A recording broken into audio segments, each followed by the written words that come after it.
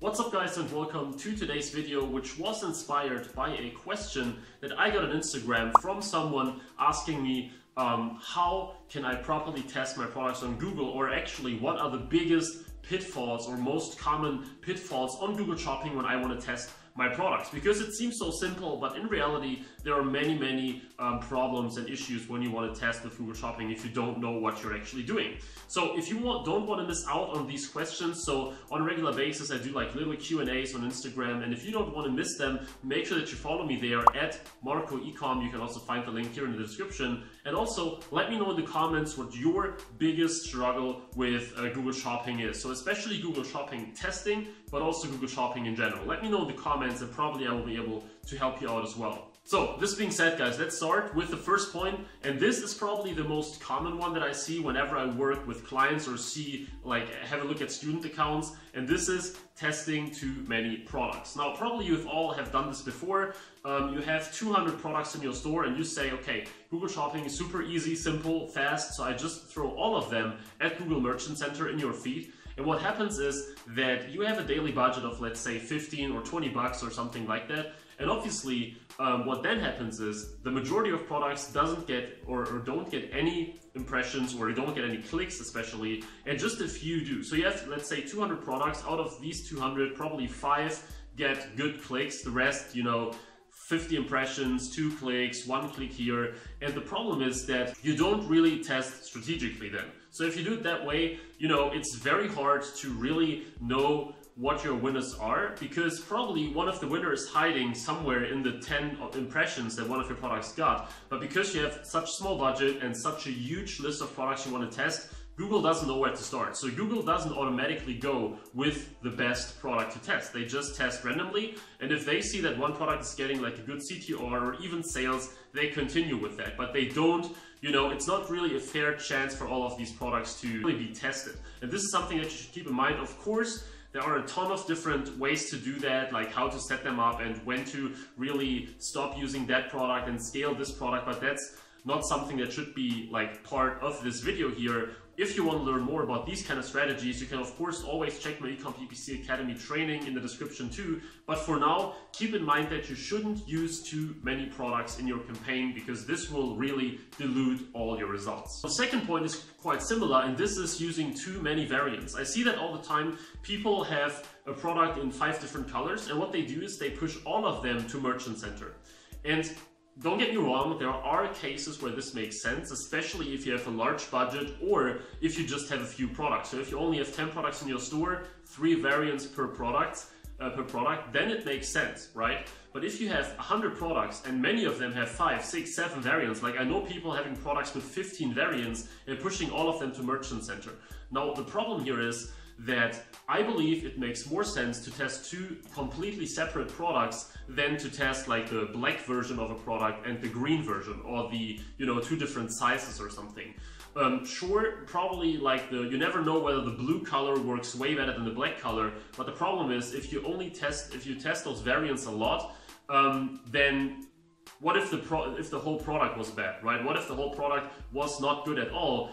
The color won't change that. So it makes more sense to test whole products, and then if you found like a winner, then you can always continue to test like multiple colors and see whether you can improve. But in the beginning, focus on different products instead of just testing a ton of variants, which doesn't make that much of a difference usually. Third point is also super common, like kind of all of them, and this is that you start off by using automated bidding strategies. So I see a ton of people, again, that are starting off with like maximize conversions or target CPA or something. And the point is, there is a reason why Google actually recommends to not start with auto bidding strategies, because Google essentially doesn't know what a conversion for you looks like, right? So if you start and you have an online store and you want to advertise a product, and you say, okay, I want to use maximize conversions as my bidding strategy. Well, technically, Google doesn't know what a conversion in your case looks like. So they have no data to compare that with. And that's also the reason why Google always recommends that you have, depending on the strategy, 30 or 50 or 25 conversions in the past 30 days. So that Google actually sees, okay, this is what a conversion looks like. This is how the people look like that convert, and let's see whether we can get more people like them to convert in that store. So it doesn't really make any sense to use automated bidding strategies in the beginning. Sure, it can work out. There are people that make sales with that, but the point is, well, really there is no point of doing that at all. So if you think that starting with maximized conversions will give you an advantage, that's definitely not the case. You may end up getting conversions, but then that's like pure luck, it's pure coincidence. So I personally always start new campaigns with manual CPC, and I start a ton of them every single month, believe me. So do that too, and only use automated bidding strategies when you have enough conversion data, when you have you know, past conversion history and stuff like that. Use it for testing, use it for scaling if you want to test new things, but don't use them from scratch, especially on an entirely new account. Like, you can do that if you have a ton of sales anyway on that account on shopping, but don't do that on a fresh account. This really doesn't make any sense. The next point is really important as well, and this is that you actually give it some time. So it sounds very simple, but the point is that people always believe Google Shopping is an easy win. And even though Google Shopping still has a ton of potential, and definitely, you know, I see way more people getting easy wins with Google Shopping than with Facebook ads, for example. Of course, it's not like as easy as 1, 2, 3, right? It's not that you push something in there and you automatically magically make sales.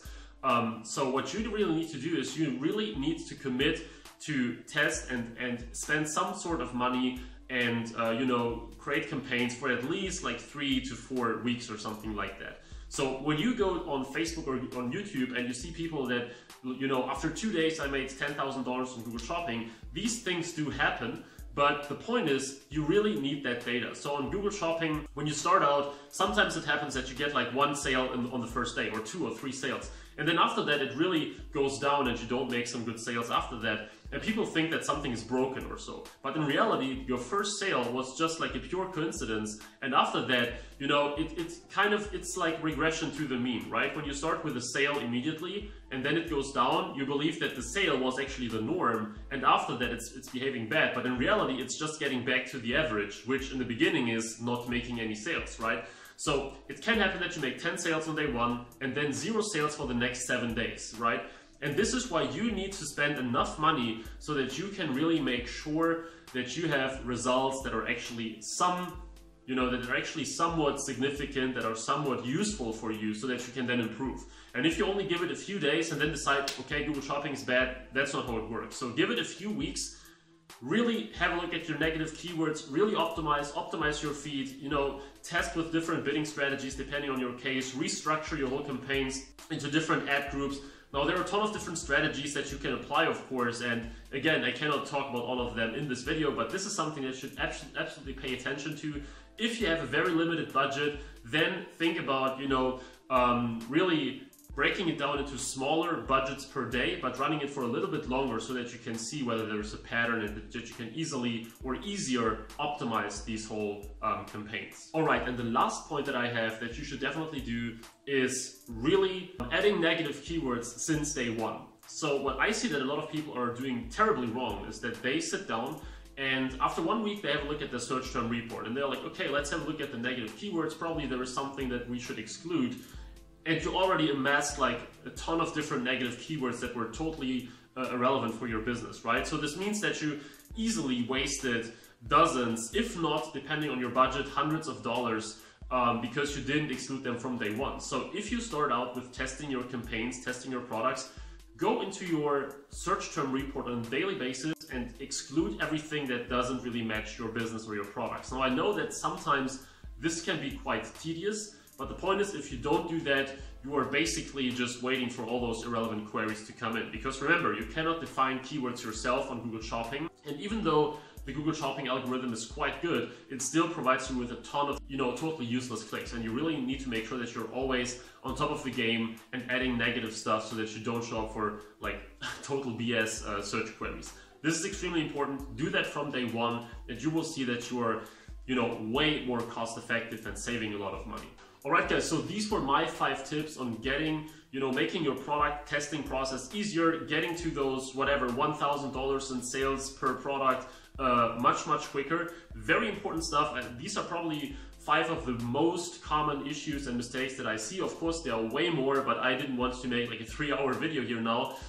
So I hope that these were still really helpful for you. As I said in the very beginning, make sure to check out my Instagram account for more and more regular Q&As and other pretty helpful and cool content. And of course, as I said in the beginning as well, let me know in the comments what your biggest Google Shopping struggle is, and maybe I will make a video about that one too. Besides that, thanks a lot for watching. I really hope that you got some value out of it today. Make sure to like this video and subscribe if you want to see more content like this on Google Ads, eCom, dropshipping, marketing, etc. And if you really want to take your Google Ads skills to the next level, learn everything about Google Shopping, and get even more tips and strategies on Google Shopping and how to test and scale your business, then make sure that you check out the eCom PPC Academy in the description. In a few days from this video on, I will release the 3.0 version, which means the price will go up at this point, but everyone that joins before the 3.0 will of course get the update for free. So I will probably be finished with that in the end of January. And yeah, it would be cool if you check it out if you really want to scale with Google Ads. This being said, thanks a lot for watching, guys. I'm looking forward to see you in the next video as well. And until then, all the best with your business. Bye bye.